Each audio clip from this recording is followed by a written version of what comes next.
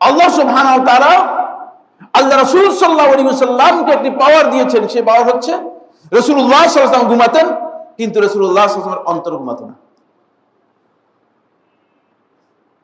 অন্তর জাগ্রত থাকত। যে কোনো সময় আল্লাহ তাআলার পক্ষ থেকে ওহী আসার সম্ভাবনা আছে, যে কোনো সময় আল্লাহর পক্ষ থেকে কোনো ইনফরমেশন আসতে পারে।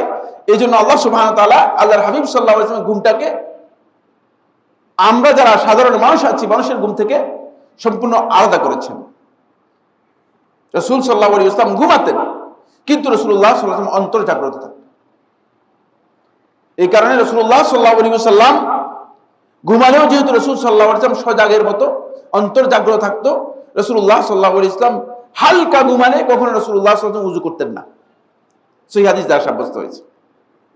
আর যদি ভারী ঘুমাতেন রাসূলুল্লাহ সাল্লাল্লাহু আলাইহি ওয়াসাল্লাম উযু করতেন, যেহেতু রাসূলুল্লাহ সাল্লাল্লাহু আলাইহি ওয়াসাল্লাম ঘুমের কারণে উযু রাসূলুল্লাহ করতে বলেছেন, উযু নষ্ট হয়, এই কারণে রাসূলুল্লাহ সাল্লাল্লাহু আলাইহি ওয়াসাল্লাম উযু করতেন।